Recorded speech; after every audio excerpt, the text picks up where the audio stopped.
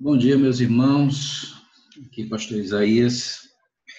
Vamos à nossa terceira aula da disciplina Teologia Contemporânea. Infelizmente, não conseguimos transmitir na sexta-feira a nossa aula online, mas eu espero que não tenhamos nenhuma dificuldade essa manhã para gravar essa aula, tá? Que encerra essa disciplina, tá? Então, vou compartilhar aqui a minha tela com vocês.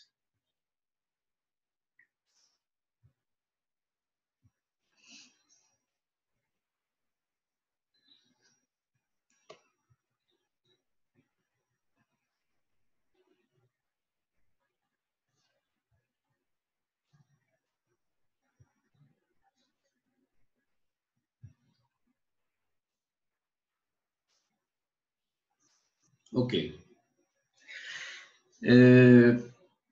Na primeira aula, na primeira e segunda aula, eu fiz questão de enfatizar bastante isso, que todo material, todo conteúdo teológico produzido nos últimos 100 anos, tá, pode ser classificado como teologia contemporânea, tá? Como teologia contemporânea. No entanto, alguns estudiosos afirmam que todo o conteúdo teológico produzido em nossos dias, no momento atual, agora, deveria sim ser classificado como teologia pós-moderna, tá? Como teologia pós-moderna. Por quê? Porque, entenda, a modernidade ela já foi superada há algum tempo, tá? Para ser mais exato, por volta de 1966. Tá? E a partir dali, o que nós vivemos hoje, tá? É a chamada pós-modernidade, é o fenômeno da pós-modernidade. E isso acaba, de alguma forma, influenciando o pensamento teológico, tá? Mas antes da gente falar de teologia pós-moderna, eu quero rapidamente aqui fazer uma exposição, tá, do que vem a ser essa tal pós-modernidade. Tá? Afinal, como é que nós definimos ou qual o conceito de pós-modernidade? Tá? Então, vamos a um breve histórico. A modernidade fracassou em muitos aspectos. Primeiramente, acreditava na ilusão do progresso ilimitado da humanidade através da tirania da razão. Veja bem, eu gosto de pensar na pós-modernidade como uma reação à modernidade, assim como a modernidade foi uma reação, tá, a todo aquele pensamento, todo aquele conjunto de crenças da Idade Medieval, da Idade Média. Tá? Então, quando a Idade Medieval, a Idade Média, ela encerra e surge a tal modernidade a partir do Iluminismo, o que se propõe? A modernidade ela surge com uma proposta, tá? E a proposta é a seguinte: esqueça todo esse conjunto de crenças, de religiosidade, de fé, de superstições, de mitos, tá?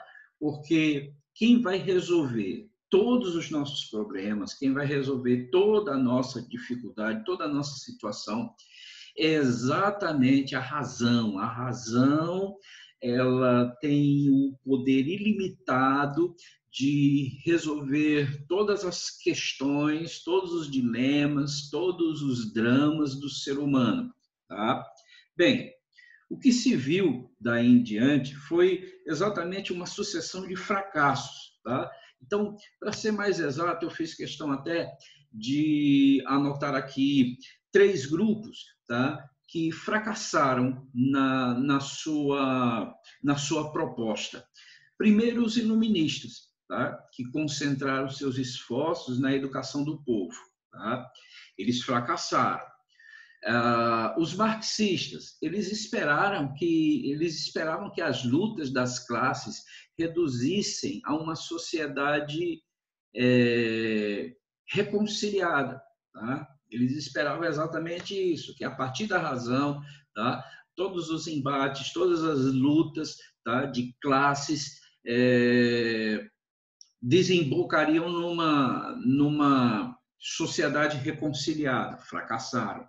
Os capitalistas, eles também colocaram todas as suas fichas, tá, na famosa revolução tecno-industrial. Fracassaram. Então, veja bem, depois de tantos fracassos, o que nós temos? Nós temos o século XX, tá, como um imenso cemitério de esperanças. Tá? E exatamente esse continente tão iluminado acaba sofrendo, tá, 2 grandes guerras, tá? Apesar de toda a sua racionalidade, tá? Apesar de ser uma sociedade agora iluminada, né, pela razão. Então, nós temos agora o século XX como esse cemitério de esperanças, tá? Porque nós temos aí uma sucessão de fracassos. Tá? E é aí que surge a pós-modernidade, tá? Nesse terreno de desesperança, tá? Nesse contexto de fracassos, tá? Surge, então, a pós-modernidade. Diante do fracasso da modernidade, surge, por volta de 1960, uma nova cultura, a pós-modernidade, onde o fator preponderante deixa de ser a razão para ser o sentimento. Grave isso. Nessa nova cosmovisão, todas as ideologias têm o mesmo valor, assim como as pessoas. Então, veja, se a modernidade ela surge apresentando a razão como a solução de todas as coisas, tá? Então o ser humano ele precisa ser acima de tudo um ser pensante, tá? Na pós-modernidade o sentimento toma o lugar da razão, tá? Porque agora o importante é você se sentir bem, tá? Então eu já abro até um parêntese para chamar sua atenção. É nesse contexto, tá, onde o sentimento é alçado, tá, ao mesmo nível da razão, é que nós vemos, então, o crescimento, tá, da indústria do coach, da indústria das palestras motivacionais, porque agora tudo gira em torno desse ponto, desse tópico, sentimento. As pessoas precisam se sentir bem, ou seja, já não mais estamos preocupados do que é certo ou errado, já não estamos mais preocupados, tá, com questões éticas. O importante é o indivíduo se sentir bem, e isso também chamamos de pragmatismo, ou seja, não importa, tá? Não importa os meios, não importa se é certo ou errado, o que importa é se dá certo. Então, se a pós-modernidade ela apresenta, portanto, o sentimento como fator preponderante, tá? Então o indivíduo se sentir bem, né? O indivíduo estar bem consigo mesmo e com o ambiente que o cerca, isso é o bastante, tá? Isso é o bastante. Então, dessa forma, a pós-modernidade ela torna-se um movimento multidisciplinar, cujas características principais são a afirmação de que não existem verdades absolutas ou fixas, a verdade é plural e relativa, sendo a produção do meio através da interação do indivíduo com o seu ambiente. Tá? Então, veja, como nós falamos há pouco, por que não existe mais essa preocupação do que é certo ou errado? Porque agora nós estamos lidando com um ambiente totalmente relativo, onde o que é certo para mim pode ser errado para o outro, e o que é errado para mim pode ser certo para o outro. Ou seja, não existem verdades absolutas ou fixas, tá? Igualdade de valor para todas as filosofias, ideologias e modo de vida. Na visão da pós-modernidade, todas as verdades de todas as religiões têm o mesmo valor. É o chamado pluralismo inclusivista, prevalecendo a ideia de inclusão social das classes oprimidas e menos favorecidas. Em outras palavras, foi a ideologia pós-moderna que abriu as portas para as hermenêuticas das minorias. Exemplo, teologia da libertação, que nós vamos falar, teologia homossexual e etc. Então, veja bem, nós agora estamos lidando, tá, com um tipo de modo de viver, um modo de pensar, em que tudo é relativo, ou seja, nós estamos num ambiente relativista, tá? Porque todas as verdades têm o mesmo valor. Tá? Todas as verdades têm o mesmo valor. E uma vez que nós já não estamos mais preocupados com a verdade em si, porque todas as verdades têm o mesmo valor, precisamos pensar no indivíduo. E aí nós temos o chamado pluralismo inclusivista, tá? Onde nós precisamos, na verdade, olhar para as classes menos favorecidas ou as classes excluídas, as classes oprimidas. Tá? Então, a chave hermenêutica muda. Tá? A chave hermenêutica muda. E eu gostaria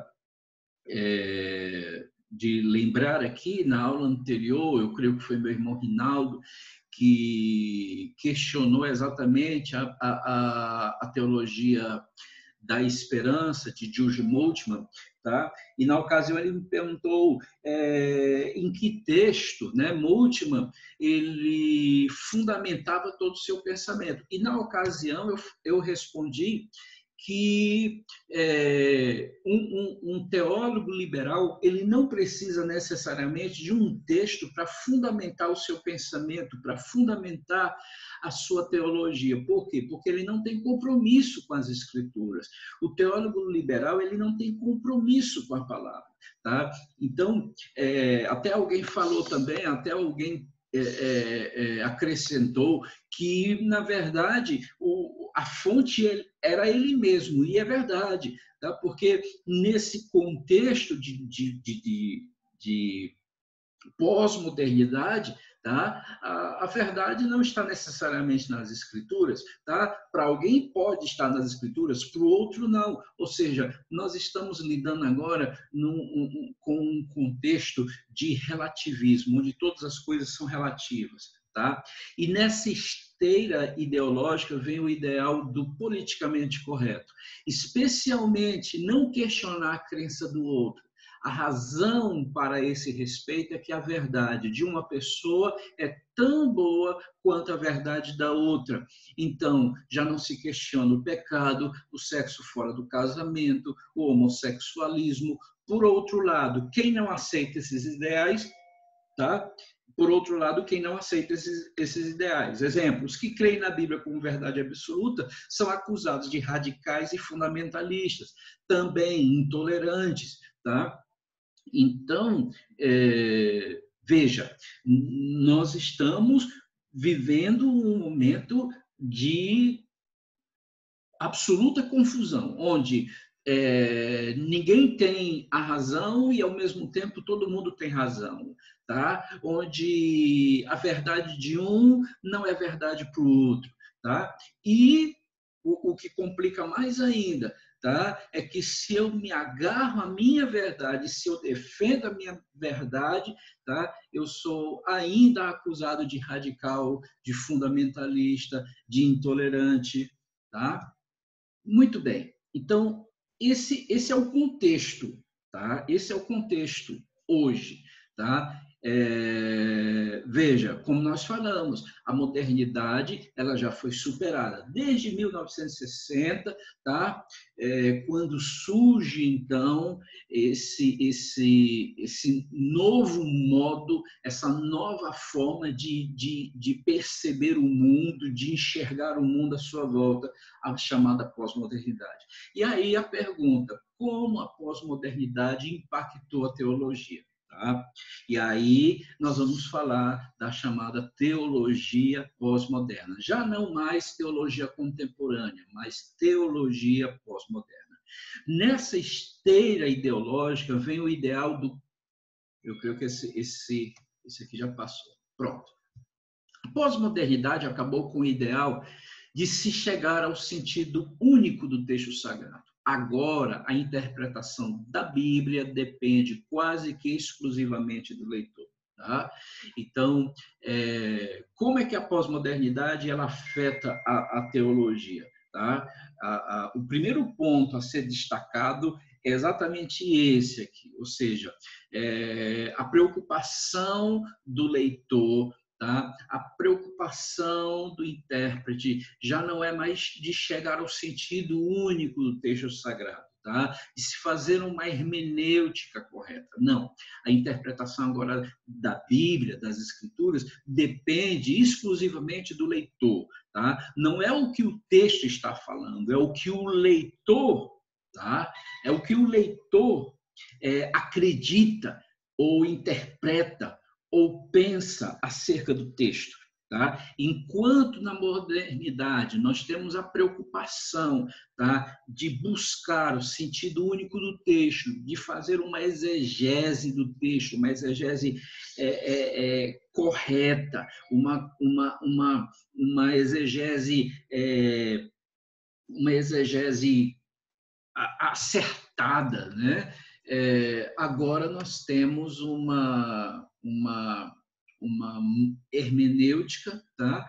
Em que não há essa preocupação, tá? de se fazer exegese, de entender o sentido do texto, de compreender o texto no seu contexto. Não, a preocupação agora tão somente do leitor, do intérprete, tá? Chegar à sua própria interpretação do texto. É o que eu penso, tá? É aquilo que eu interpreto, tá? A pós-modernidade ela provocou um desinteresse pela precisão doutrinária e pela santificação como marca da igreja pós-moderna, tá? Então, antigamente, né, a preocupação, né, do leitor, né, era de chegar, né, ao cerne da mensagem, né, de se fazer uma hermenêutica muito precisa, tá? Porque a doutrina, né, ela precisa ser vivida, ela precisa ser observada, tá? E essa doutrina ela precisa se tornar a vida das nossas vidas, tá? Porque precisamos buscar essa vida de santificação. Bem, a pós-modernidade ela não está nem aí para isso, na verdade. Tá? A teologia pós-moderna ela já não está mais focada, tá, nessas questões. Na teologia pós-moderna, tudo isso é periférico, tá? Tudo isso é particular. O que importa agora é sentir-se bem, tá? Daí o crescimento da indústria da autoajuda, tá ok? Essa é a palavra de ordem, tá? O que importa é sentir-se bem, tá? A teologia pós-moderna, portanto, ela abandonou definitivamente a crença na inerrância das verdades bíblicas para adotar claramente, sem nenhuma preocupação em esconder, as frágeis verdades relativizadas do pós-modernismo. É como eu falei para vocês, né? O teólogo agora, Tá? Ele não tem nenhum compromisso com as Escrituras. Tá? Por isso que, quando falamos de Jürgen Moltmann, tá? Fizemos questão de frisar isso. Tá? Ele, como um teólogo liberal, ele não tem, assim como Moltmann também, eles não têm nenhum compromisso com as Escrituras, porque eles abandonaram, como teólogos liberais da alta crítica, eles lançaram fora, tá certo? Esse importante ponto, né, da inerrância da palavra, da inerrância das verdades bíblicas, tá? E relativizaram tudo.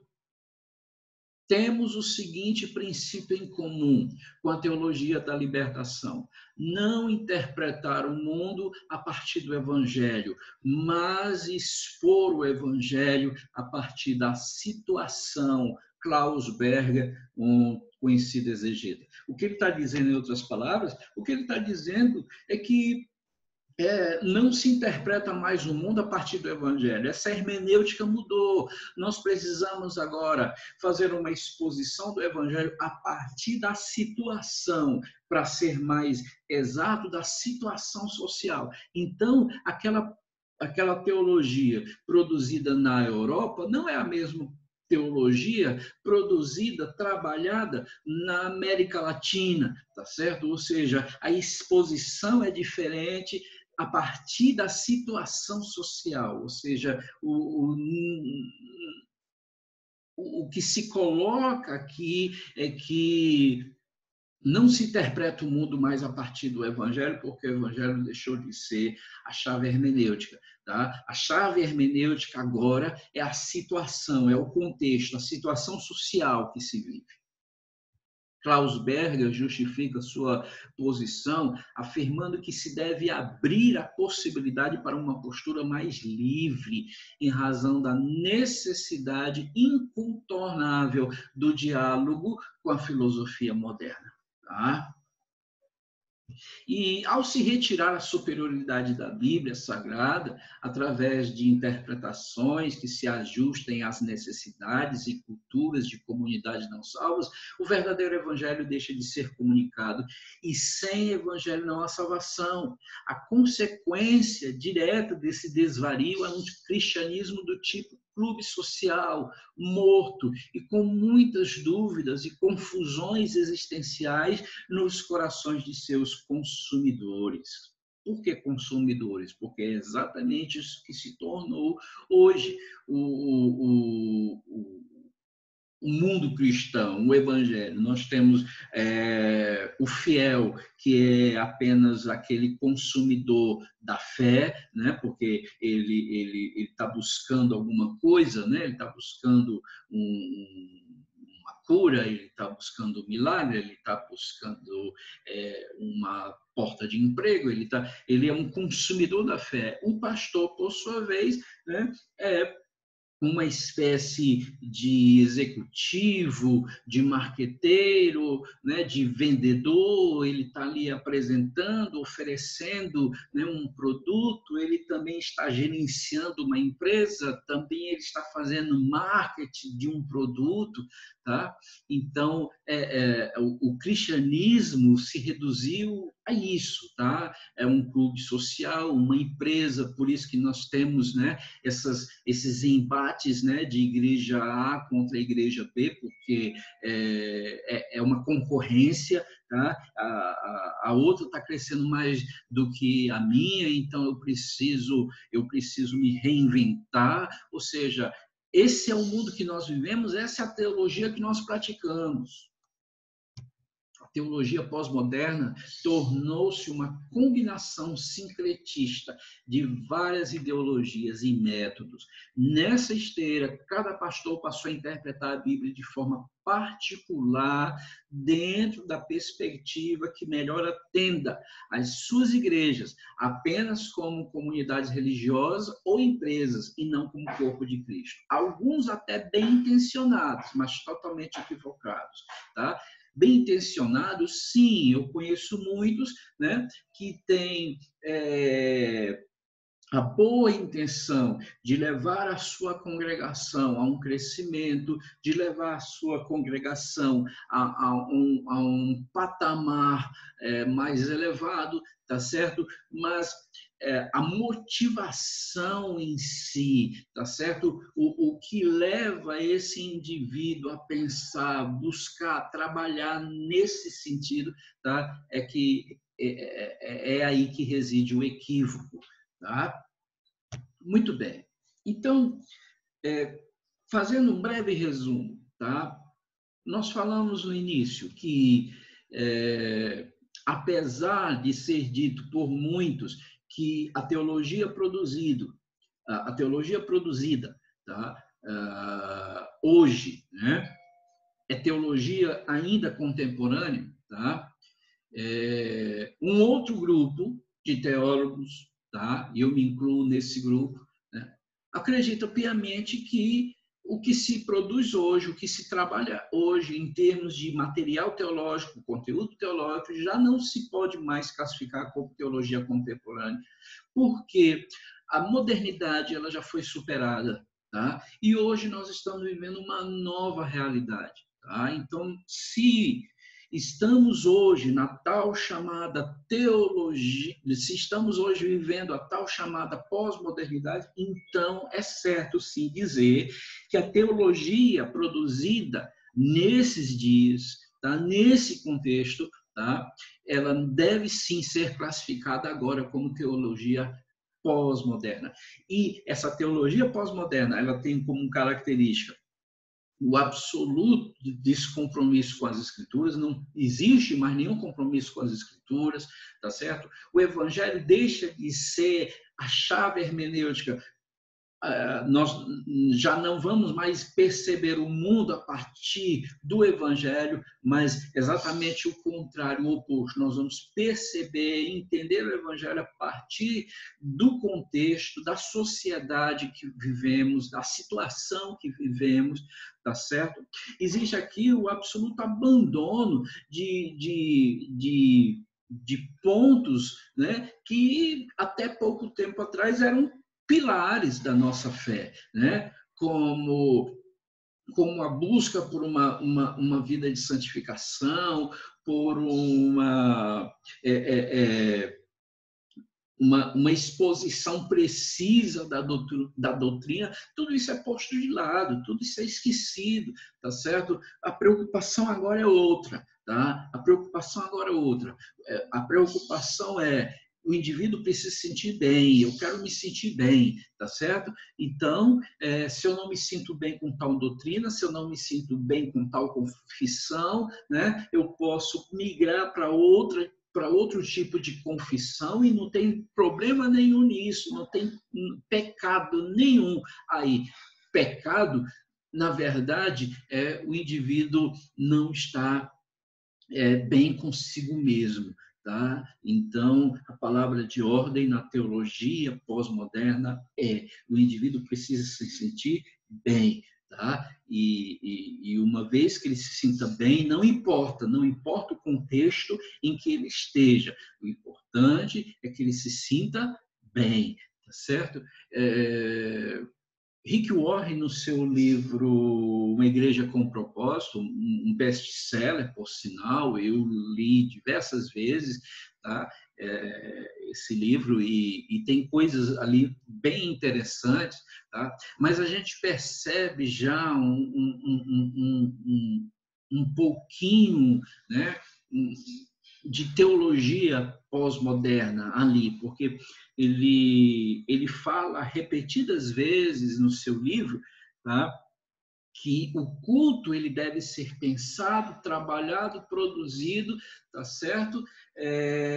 Para o não crente, ou seja, tudo deve ser trabalhado, tá?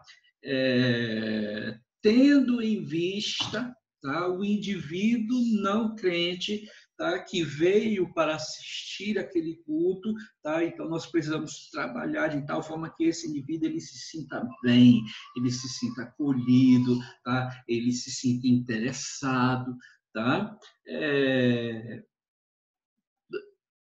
sim, a gente precisa ter uma preocupação, sim, na liturgia, né? Não pode existir esse abismo, né? Onde o indivíduo que nunca teve uma experiência com Deus, na sua primeira visita a uma igreja,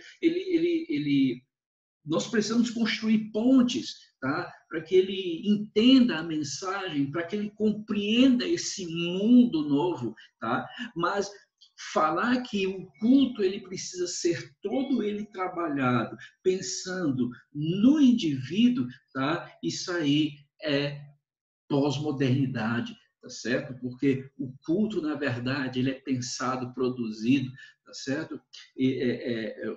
A preocupação aqui é tão somente de oferecer um culto agradável a Deus. Portanto, o culto é pensado, produzido, tá? Pensando em agradar a Deus e não o indivíduo, tá certo? Então, veja como são pequenas coisas, né? São as chamadas sutilezas, né? Que a gente vai deixando passar. E tudo isso vem com um pouquinho já de teologia pós-moderna, tá? Bem, eu quero agora compartilhar com vocês alguns exemplos de teologias da pós-modernidade, tá? Até pouco nós falamos de teologia pós-moderna, tá? E agora eu quero falar de algumas teologias, tá certo? Da pós-modernidade, né? Alguns pensamentos, né? Algumas correntes teológicas, tá? Produzidas já nessa situação, já dentro desse contexto de mundo pós-moderno, tá? Então vamos lá. A primeira teologia, tá? É claro, gente, que nós não vamos conseguir aqui esgotar, tá? Todas as teologias produzidas, defendidas na pós-modernidade. Eu peguei aqui apenas alguns exemplos, os mais conhecidos. Então, vamos lá. Teísmo aberto. Tá? Teísmo aberto, também conhecido como teologia da abertura e abertura de Deus, é uma tentativa de explicar a relação entre o pré-conhecimento de Deus sobre os fatos e o livre-arbítrio dos homens. Tá? Deixa antes eu só fazer uma observação. As teologias da pós-modernidade, de certa forma, elas acabam bebendo da fonte da teologia contemporânea. Então, o teísmo aberto, por exemplo, o teísmo aberto, ele bebe, né, da fonte da teologia da esperança de Moltmann, tá? Da teologia de Rudolf Bultmann, tá? Então, você vai perceber aqui, tá certo? Sempre esse liberalismo teológico próprio da teologia contemporânea, tá? Os argumentos do teísmo aberto são essencialmente estes. Então, vamos lá. Primeiro, seres humanos são verdadeiramente livres, tá? Verdadeiramente livres. Primeiro ponto. 2, se Deus soubesse o futuro, absolutamente, os seres humanos não poderiam ser verdadeiramente livres. 3, portanto, Deus não sabe absolutamente tudo sobre o futuro. Tá? O teísmo aberto acredita que o futuro não pode ser conhecido. Portanto, Deus sabe tudo que se pode ser sabido, mas ele não conhece o futuro. Tá? Gente, tá? Nós falamos isso lá na Teologia da Esperança de George Moltmann. Tá? Deus, por amor, porque ele estava apaixonado pelo ser humano, querendo preservar o livre-arbítrio do ser humano, ele decidiu abrir mão, tá? Ele abriu mão da sua onisciência, tá? Do seu poder de transitar entre passado, presente e futuro, tá? Para preservar a liberdade do indivíduo. Então, veja, o teísmo aberto, tá? Nós temos o seguinte conceito de Deus, tá? Deus respeita a liberdade do ser humano, e porque respeita a liberdade do ser humano, o seu livre-arbítrio, tá? Ele, podendo conhecer o futuro, ele abre mão de conhecer o futuro para que os indivíduos sejam verdadeiramente livres. Na verdade, Deus deixa de ser Deus, tá? Porque se Deus agora está limitado pelo tempo, assim como nós, ele já não é mais Deus, tá certo? Ele se colocou no mesmo nível do ser humano, tá? A única coisa que Deus conhece é aquilo que pode ser conhecido, tá? É o agora, é o momento presente, tá? O futuro, ele não pode ser conhecido, ele não pode ser mais percebido. Deus deixou de ser Deus. Esse é o teísmo aberto, tá? Esse é o teísmo aberto e, vejam, são muitos os líderes, pastores, tá? Que hoje se apresentam, né, como adeptos dessa teologia, tá? Dessa teologia.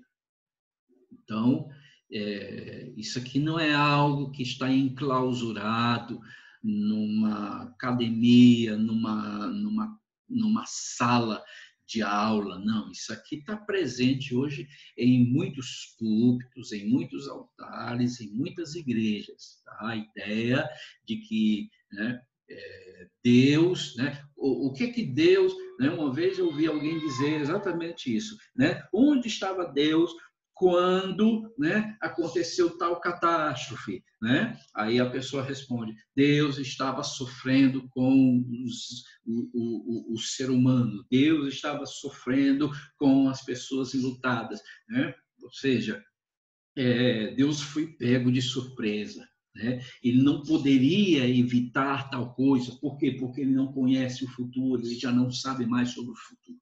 Tá? Essa é a teologia da abertura de Deus, ou teísmo aberto. Tá? A segunda teologia que eu quero chamar a atenção de vocês é a teologia da libertação. Eu coloquei aqui teologia da libertação, teologia da missão integral.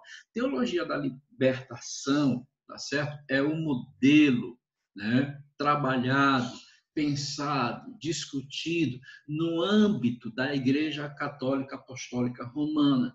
A teologia da missão integral é a versão evangélica, vamos dizer que é a versão gospel. Tá? Da teologia da libertação. Então, nós temos aqui a segunda teologia pós-moderna. Tá? Teologia da libertação, tá? Ou teologia da missão integral, se apresenta como um movimento teológico supradenominacional. Não se vincula a nenhum partido político, mas pensa em uma teologia que possa influenciar a política, interpretando os ensinamentos e o projeto de Jesus Cristo em termos de uma libertação das opressões econômicas, políticas ou sociais. Tá? Então, a teologia da libertação, ela tem sim um viés político. Tá? A teologia da libertação ela foi entendida e descrita pelos seus principais representantes como a reinterpretação analítica e antropológica da fé cristã, tendo em vista dos problemas sociais existentes, em particular na América Latina. Então, a teologia da libertação é uma teologia bastante particular da América Latina, tá? Porque ela trabalha exatamente a situação do povo pobre, oprimido da América Latina, tá? A salvação na teologia da libertação, tá certo?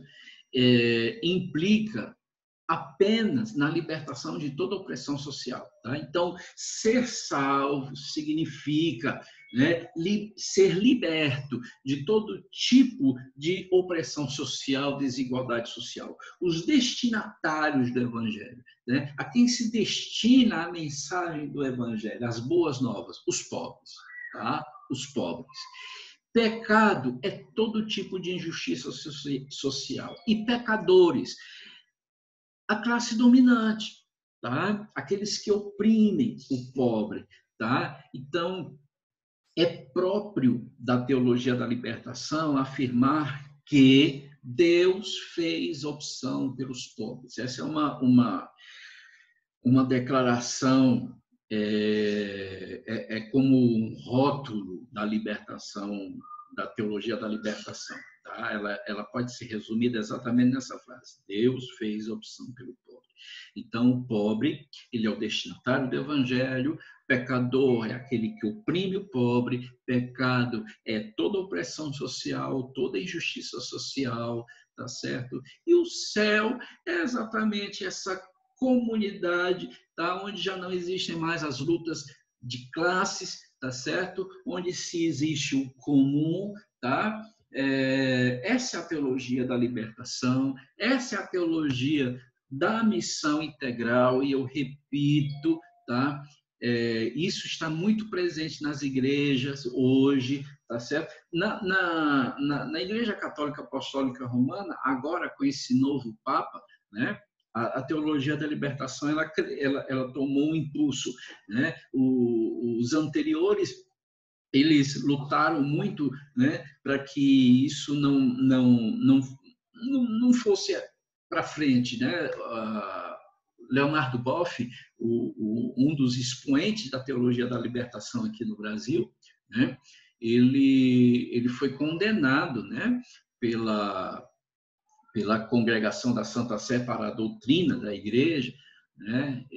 Na época, quem conduzia os trabalhos essa espécie de tribunal, né? É uma espécie de tribunal, né, onde se julga questões doutrinárias. Então, quem presidia na época era o Ratzinger, né? O Papa que renunciou, né? E aí veio o Francisco agora, né? O Papa Francisco. Então,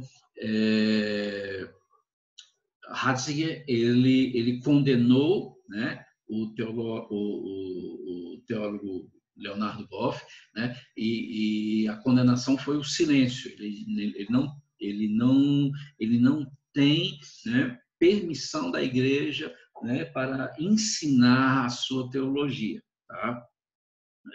Foi o mesmo que nada, ele, né, vive aí tirando foto, né? Ele vive aí em peregrinação constante, sempre aparecendo ao lado de figurinhas da esquerda, né? Então, a teologia da libertação, ela até pouco tempo atrás, ela tinha perdido a sua força, agora voltou um pouquinho com esse Papa, né? Que é bem progressista, bem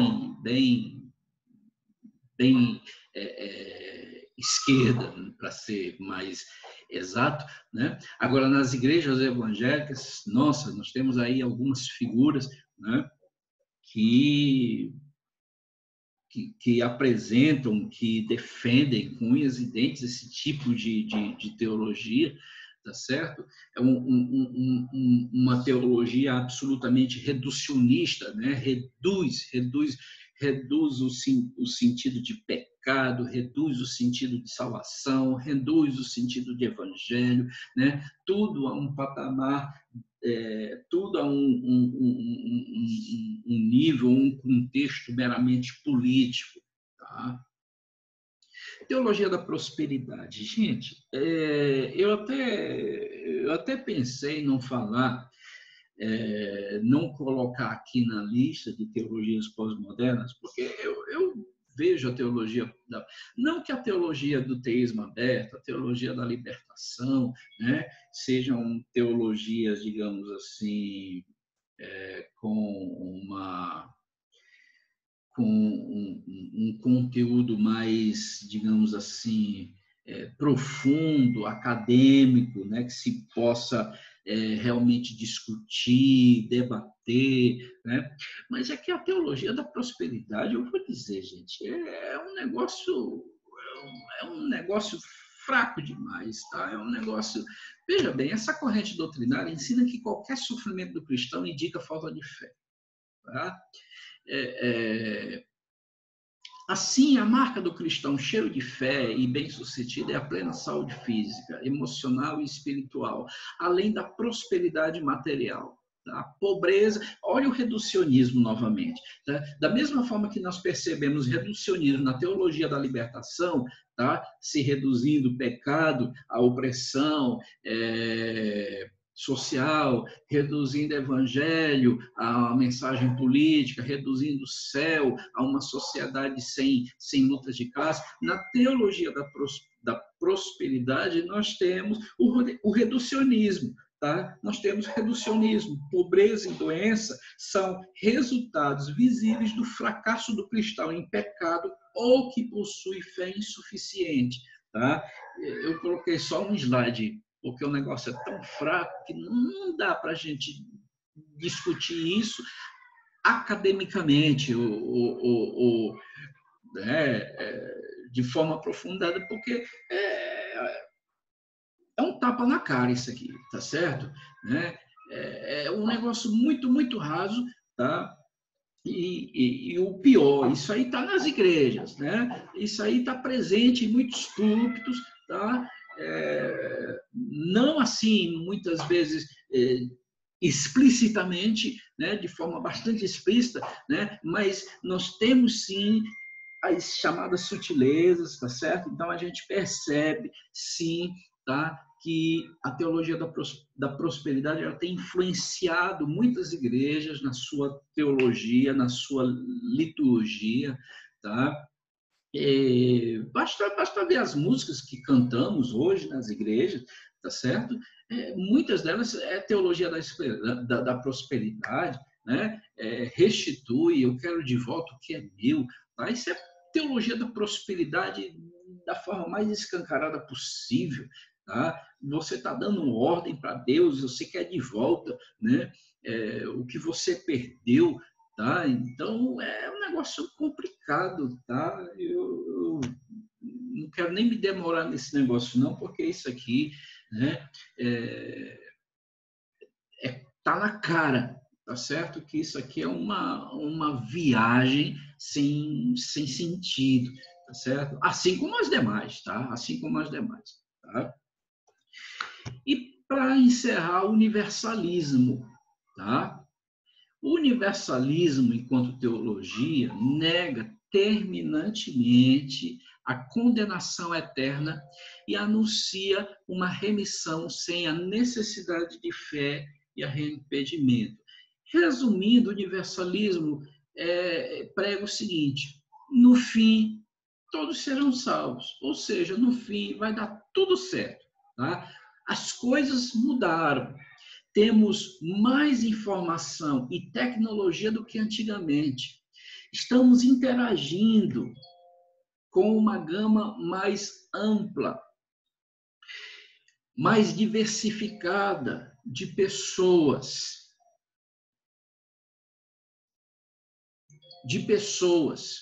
E o Deus tribal, o único que muitas pessoas já ouviram falar, parece cada vez menor, reduzido, irrelevante, em alguns casos, simplesmente obsoleto.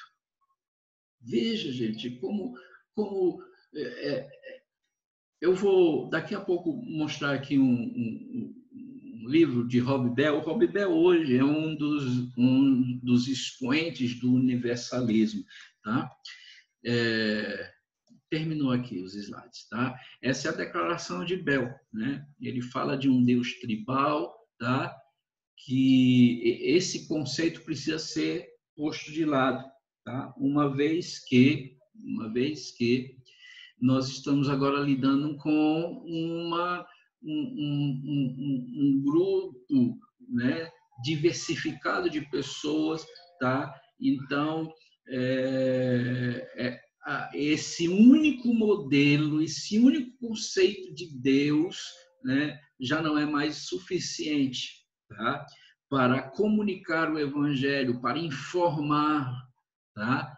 a essa gama, tá? de gente, de pessoas, tá? Então, o universalismo diz tão somente que, no fim, todos serão salvos, tá? Então, deixa eu voltar aqui.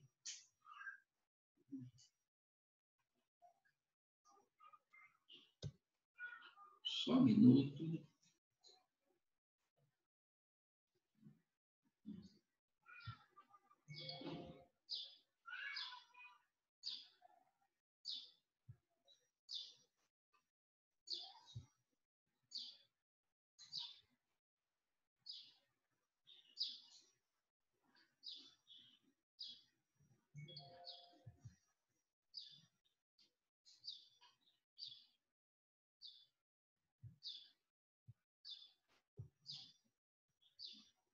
Eita, gente, desculpa aí, é porque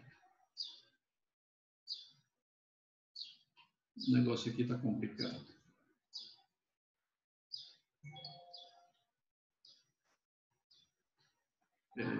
Eu não estou conseguindo aqui voltar para a câmera. Só um minuto. Agora vai dar certo. Pronto. Muito bem, gente. Eu tenho aqui, né, esse livro de Rob Bell, O Amor Vence. Tá? O Amor Vence. Nesse livro aqui ele questiona, por exemplo, a existência do inferno como condenação eterna. Tá? Ele também questiona o céu, o conceito clássico, né? De céu, reino de Deus, tá? E eu vou ler aqui um trecho, tá? Desse texto aqui, desse livro, tá? E perceba o universalismo, tá? Defendido por Rob Bell. Tá? Jesus é o único caminho. Todos os que não creem nele e não o seguem, não estão salvos e não vão para o céu. Ou seja, ou você é salvo ou você vai para o inferno. 2 grupos. Tá? Na verdade, a mensagem é inclusiva. Tá? Por quê? Porque abre brecha para todas as religiões. Tá? Afirma que as pessoas boas estão salvas. Existe apenas uma montanha, mas vários caminhos. Essa visão defende que, se o coração de uma pessoa for boa e suas ações forem positivas, ela estará salva. E é inclusiva e exclusiva ao mesmo tempo, porque declara que Jesus é o único caminho, mas revela que o amor abrangente e salvador de Jesus alcança pessoas de todos os domínios culturais. Quando a porta dos céus é aberta para muçulmanos, hindus, budistas e grupos considerados hereges, muitos cristãos se sentem incomodados, dizendo que dessa forma Jesus deixa de ter importância e que aquilo em que se acredita perde o valor. Não é verdade. Tá? Então, isso aqui, O Amor Vence, tá? É um livro. E veja, gente, perceba, bem aqui, tá? Rob Bell, um dos pastores mais influentes do século, segundo o The New York Times. Tá? Veja como o negócio é complicado. Tá? Eu tenho aqui outro livro chamado Igreja Emergente, tá? De Dan Kimball. E nesse livro, tá, o autor ele compartilha algumas experiências, tá, de igrejas que remodelaram suas liturgias e, consequentemente, suas teologias, tá, a partir do contexto pós-moderno que vivemos. Então, por exemplo, ele fala de uma igreja em Londres, tá, onde um indivíduo, quando ele chega no templo, tá, ele não vai mais apenas para ouvir, porque uma vez que a palavra de ordem na pós-modernidade é o indivíduo se sentir bem, ele precisa sentir, né? Ele precisa perceber, e não mais apenas a partir da audição, mas de todos os sentidos. Então, o indivíduo ele chega, ele já se depara com obras de arte, quadros, ele percebe velas acesas, incenso, né? Enchendo todo aquele espaço litúrgico. Então, o indivíduo ele já entra, né, num ambiente diferenciado, né, onde ele pode sentir, né, ele pode ver, ele pode provar, ele pode tocar, tá certo? Então, veja, e isso é pós-modernidade, isso é teologia pós-moderna, tá? Eu tenho um outro livro ali, Introdução ao Antigo Testamento sobre a perspectiva da libertação, tá? Escrito por um teólogo da teologia da libertação, tá? Onde ele vai reinterpretar, né, o Antigo Testamento a partir do viés libertador, tá? A partir da perspectiva da teologia da libertação. Tá? Então, outro exemplo, né, de como a teologia pós-moderna ela está sendo trabalhada hoje, né, em vários grupos, né, em várias confissões, tá? Então, eu deixo para vocês aí. Eu estou colocando aqui, apresentando esse livro, não que você tenha que adquirir para a sua biblioteca particular. Se eu tiver de recomendar algum livro, vou recomendar alguma coisa que preste, né? Então, está aqui um livro que vale a pena você adquirir, tá certo? É porque eu estou lendo ele, está assim aqui da minha mesa, tá? Então, está aqui, Inteligência Humilhada, de Jonas Madureira, livro fantástico, tá certo? Isso aqui você pode adquirir sem medo de ser feliz. Tá bom, gente? Bem, eu vou mandar no grupo do WhatsApp para vocês um questionário, tá? Com algumas perguntas dessa aula, tá? Para que vocês possam responder e mandar para o meu e-mail, tá bom? Com essa aula a gente encerra esse módulo de teologia contemporânea, tá? E quem não enviou o primeiro trabalho, né? Aquele em que você precisava escolher um dos teólogos contemporâneos, eu coloquei aqui uma lista, né? E aí você deveria escolher um teólogo, né? E resumir a teologia, o pensamento, né, desse teólogo. Quem não enviou, por favor, envie, tá certo? E responda o questionário que eu vou postar no grupo, tá bom? Para que seja lançada a sua nota para essa disciplina, tá bom? Que Deus abençoe. Qualquer dúvida, gente, qualquer dúvida, pode mandar aqui no WhatsApp, no privado, tá? Alguma coisa que ficou, algum fio solto que ficou aí, tá? Nessa aula, pode perguntar aqui no privado, ou mesmo no grupo, né? Para poder ajudar os demais. De repente, né? Outra pessoa pode ter tido a mesma dúvida, né? Mas não perguntou e você perguntou, tá? E aí a gente ajuda todo mundo com isso, tá? E na próxima terça-feira eu já estarei em Recife, tá bom? E aí já fico à disposição também de vocês para qualquer dúvida, tá bom? Então, que Deus abençoe, até a próxima disciplina, tá? Até o próximo módulo. Se cuidem, fiquem em casa, né? Os que podem, é claro, tá? Se cuidem, cuidem dos que estão à sua volta, que Deus abençoe a todos. Foi muito bom estar com vocês nessa disciplina, nesse módulo, tá certo? Não tem nem como, não tem comparação estar com vocês, estar junto ali, né, na sala de aula, né, é outra coisa, né, é outra situação, tá certo? Mas eu creio que tudo isso vai passar e logo estaremos sim reunidos. Tá? Unidos nós já estamos, reunidos nós não podemos, mas logo estaremos, em nome de Jesus. Que Deus abençoe a todos, um grande abraço e até a próxima disciplina, até o próximo módulo.